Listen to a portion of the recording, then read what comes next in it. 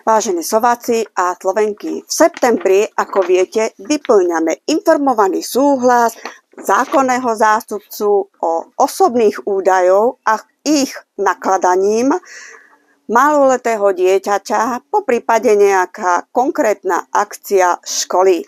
Ja som v septembri 2020 priložila k tomuto súhlasu aj takúto prílohu, kde som sa odvolávala, že ako zákonný zástupca podľa ústavy 460 roku 1992 platnej Slovenskej republike nesúhlasím s vynúcovaním nezákonného nosenia rúšok. A to podľa článku 2 odstavec 3.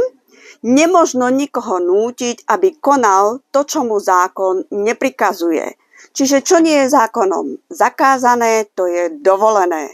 Takisto som sa odvolala na dohovor o právach dieťaťa 104/1991. U nás v Slovenskej republike nadobudol účinnosť 18.11.2002. Podľa článku 3 štát, ktorý je zmluvnou stranou dohovoru, sa zaväzuje zabezpečiť dieťaťu takú ochranu a starostlivosť, aká je nevyhnutná pre jeho blaho. Štát berie ohľad na práva a povinnosti rodičov dieťaťa. Dobre si zapamätajte tento článok, nakoľko v septembri ho budete potrebovať, nielen čo sa týka vzťahovej a sexuálnej výchovy, ale objavujú sa indície, že sa nám tu začne nová pandémia. Ako vidíte, priložila som obrázok samotného výrobcu z krabičky, kde varuje, že rúška neposkytujú žiadnu ochranu proti COVID-19. Tento nápis sa tam objavil pri takmer začiatku vypuknutí pandémie. Hádajte prečo asi. Dňa 7.10.2020 som informovala pani riaditeľku okrem iného, že COVID-19 nie je pandemické ochorenie, nakoľko nespĺňa počet infikovaných ľudí 1800 na 100 000 obyvateľov Slovenskej republiky.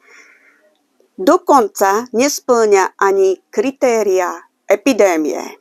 Nebola predložená žiadna štúdia, ani jeden dôkaz, ani vyjadrenie odborníka, ktorý sa venuje tejto problematike, či žiaden prepočet. Takzvaní odborníci triafali naslepo a vyvolávali nepodloženú paniku. Bol to sadizmus opečiatkovaný hlavným hygienikom. UVZ nie je riadiacím orgánom krízového štábu.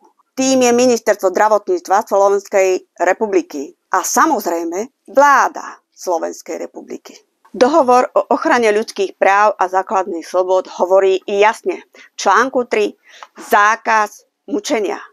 Podľa článku 15 je možné odstúpiť od neho iba vo výnimočných situáciách. A pokiaľ viem, v tom čase sme sa oficiálne nenachádzali vo vojne.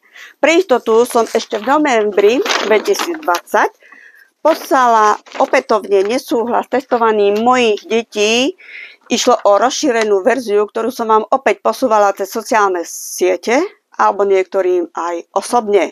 Zamerala som sa hlavne na samotný pojem testovanie, kde podľa zákona číslo 317 z roku 2016 zbierka zákona transplantačný zákon paragrafe 2 odsek 18. Testovanie je vykonávanie laboratórnych testov na vyšetrenie darcu ľudského orgánu, ľudského tkaniva alebo ľudských buniek.